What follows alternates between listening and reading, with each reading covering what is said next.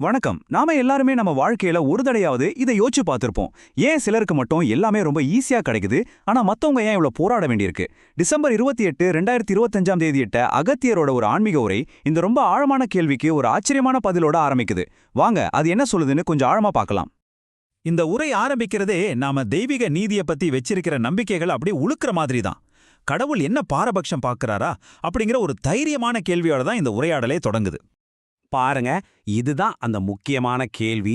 கடவுள் எல்லாரையும் ஒன்னாதான் படைச்சார்னா அப்புறம் ஏன் ஒரு சிலருக்கு மட்டும் இவ்வளவு கிடைக்குது, மத்தவங்க பின்தங்கி போறாங்க?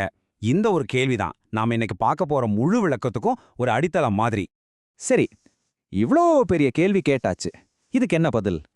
ஆனா இதுக்கு கிடைக்கிற பதில் நாம யாருமே எதிர்பார்க்காத ஒண்ணு. குருநாதர் சொல்றாரு, தெய்வீக அருளை அடையறதுக்கு நம்ம பிரார்த்தனைகளை விட முக்கியமான ஒரு கண்டிஷன் இருக்குன்னு. அது என்னன்னு பார்க்கலாம் வாங்க. கேட்டிங்கல்ல, எவ்வளவு ஆச்சரியமா இருக்கு. அவர் சொல்றது இதுதான். கடவுளோட அருளை பெறறதுக்கு நீங்க போராடணும், கஷ்டப்படணுங்கிறதெல்லாம் ரெண்டாம் பட்சம். முதல் விஷயம் உங்க மனசு. ஒரு குறிப்பிட்ட மாதிரி யோசிக்கிற உங்க மனநிலை தான் எல்லாம். இப்போ பாருங்க, இங்க ரெண்டு விதமான மனநிலை இருக்கு. ஒன்னு, எனக்கும் நல்லது நடக்கணும், மத்தவங்களுக்கும் நல்லது நடக்கணும்னு நினைக்கிறது. இன்னொன்னு, எனக்கு மட்டும் கிடைச்சா போதும், மத்தவங்க எப்படியோ போகட்டும்னு நினைக்கிறது. இந்த வாக்குப்படி முதல் குரூப் இருக்காங்களே, அவங்களுக்கு தான் பிரபஞ்சத்தோட அருள் கிடைக்கும்.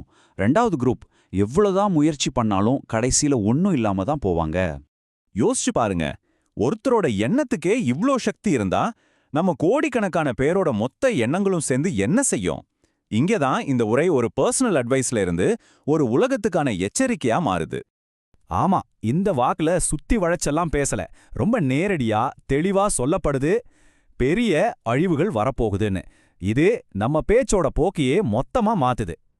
சரி, அழிவு வருதுன்னு சொல்லியாச்சு. அதுக்கு என்ன காரணம்? ஒரே ஒரு வரியில பதில் சொல்லப்படுது. செயற்கையானது இயற்கையை கொல்கின்றது. அப்படின்னா என்ன?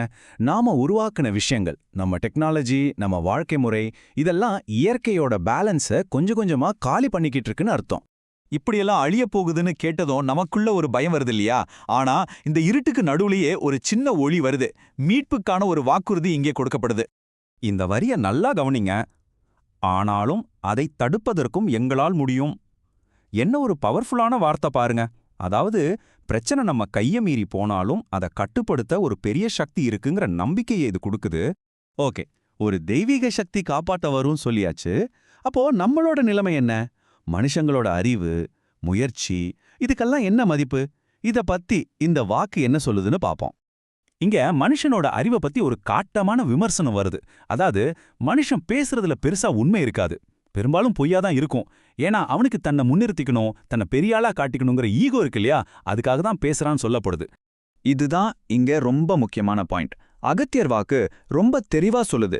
என்ன நடக்க போகுதுன்னோ, அதிலிருந்து எப்படி தப்பிக்க போறோங்கிற அந்த தெய்வீக பிளான் பத்தியோ மனுஷனுக்கு ஒண்ணுமே தெரியாது. நாம ஒரு அறியாமையில இருக்கோம். சரி, இப்ப எல்லாத்தையும் ஒன்னா சேர்த்து பார்க்கலாம். ஒரு பக்கம் உலக அழிவுன்னு ஒரு பெரிய விஷயம் பேசுறோம், இன்னொரு பக்கம் ஒரு தனி மனுஷனோட மனசை பத்தி பேசணும். இது ரெண்டுக்கும் என்ன சம்பந்தம்? அப்போ மொத்தமா பார்த்தா என்ன தெரியுது? எல்லாத்துக்கும் ஆரம்ப புள்ளி நம்ம மனசு தான். எல்லாரும் நல்லா இருக்கணும்னு நினைக்கிற மனசுக்கு அருள் கிடைக்குது. இந்த எண்ணம் எப்போ குறையுதோ அப்போ நம்ம உருவாக்குன செயற்கை இயற்கையா அழிக்க ஆரம்பிக்குது. இதுதான் பெரிய அழிவுக்கு காரணம். இந்த நிலைமையில நம்ம அறிவு நம்ம ஈகோவால கட்டுப்படுத்தப்பட்டிருக்கு. ஆனா ஒரே ஒரு நல்ல விஷயம், நம்மளை காப்பாத்த ஒரு தெய்வீக சக்தி இருக்கு. அது காப்பாத்தணும் ஒரு வாக்குறுதியும் இருக்கு. கடைசியா ஒரு கேள்வி, இதை நான் உங்ககிட்டயும் கேட்டுக்கிறேன், எனக்கிட்டையும் கேட்கிறேன்.